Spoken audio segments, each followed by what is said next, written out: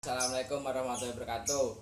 Perkenalkan, nama saya Azika Pratama dari kelas 3A NIM A51019014.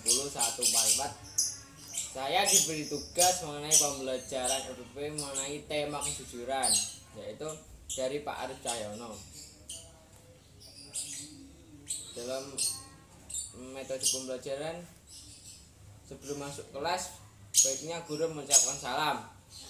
Assalamualaikum warahmatullahi wabarakatuh. Waalaikumsalam warahmatullahi wabarakatuh. Kemudian guru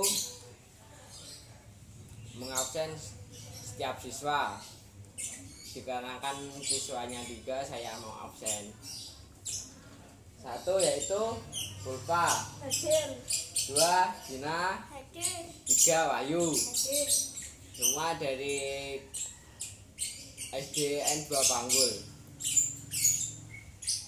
Setelah itu memasuki materi yaitu mengenai materi kejujuran, yaitu kejujuran adalah sebagai sebuah nilai merupakan keputusan seseorang untuk mengungkapkan bentuk perasaan, yaitu berkata apa adanya, bahwa data yang ada tidak dimanipulasi dengan cara berbohong atau menipu orang lain untuk keuntungan dirinya. Makna jujur lebih jauh dikorelasikan dengan kebaikan atau kemaslahatan. Dalam konteks pembangunan karakter di sekolah, kejujuran menjadi amat penting untuk menjadi karakter anak-anak. Ciri-ciri kejujuran yaitu 1. Jika bertekad inisiasi ada keputusan untuk melakukan sesuatu, tekadnya adalah kebenaran atau dan kemaslahatan. 2. Jika berkata tidak bohong. 3.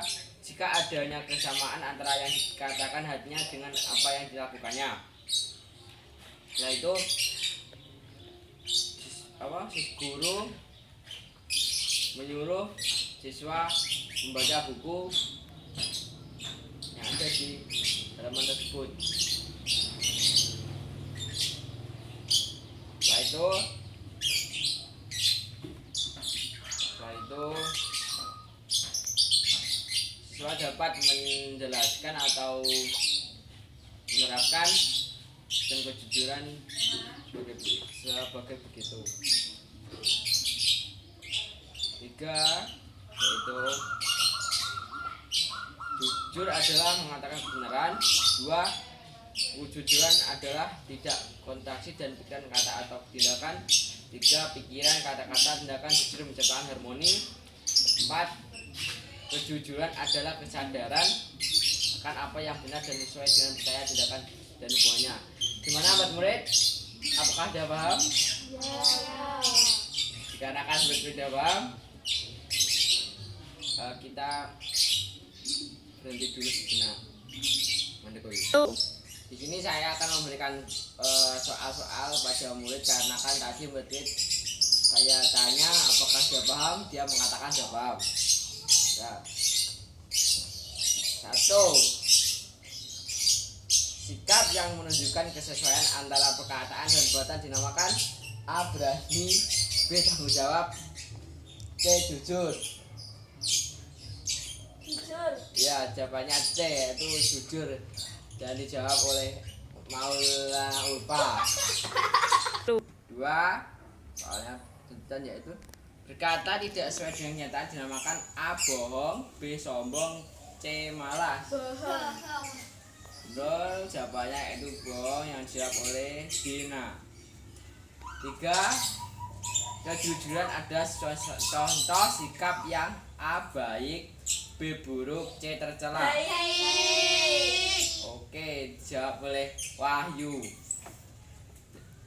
4. Seseorang yang jujur akan A. Dibenci oleh orang lain, B. dijauhi oleh orang lain, C. disukai orang lain. Disukai orang lain.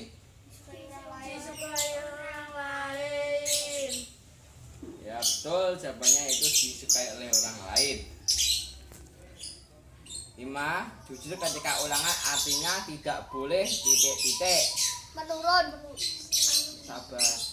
A. Diam sendiri, B. mengerjakan sendiri, C. mencontek kerjaan teman. Dijawab sendiri. Ya, jawabannya mengerjakan sendiri. Gimana gitu? Di sini saya akan memberikan soal isian kepada 3 menit saya. Sebutkan contoh perilaku jujur. 1. Tidak berbohong kepada seseorang. 2. Mengembalikan barang yang bukan miliknya. 3. Tidak mencontek saat ulangan. Sudah? Kamu gimana, Dina? Skip. Kamu gimana, Wahyu? Apa? Ya udah. Skip. Setelah itu Wahyu apa nih?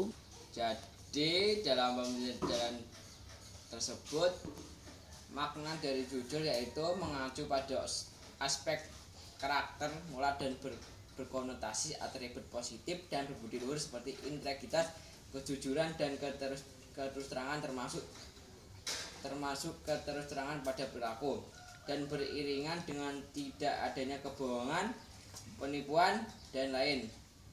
Kejujuran berarti dapat dipercaya, setia, adil dan tulus. Kejujuran dihargai di banyak budaya teknis dan agama. Kejujuran adalah kebijakan terbaik adalah pepatah. Jujur adalah kata-kata.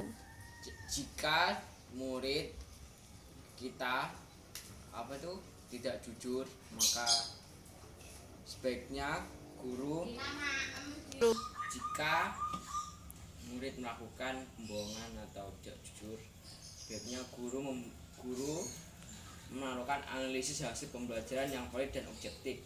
Jadi pembahasannya yaitu kejujuran peserta didik pada saat mengerjakan ulangan akan sangat membantu ibu guru karena guru membutuhkan analisis hasil dan pembelajaran yang valid dan objektif. Apabila peserta didik mengerjakan ulangan dengan jujur, maka hasil yang diperoleh merupakan hasil pemikiran sendiri, sehingga guru dapat menilai sejauh mana siswa memahami dan menguasai materi. Berbeda jika siswa tidak jujur, guru tidak dapat mengukur apakah sebenarnya siswa itu sudah benar-benar menguasai materi apa belum. Karena curang sebabnya bisa karena malah berpikir, bisa juga karena belum paham.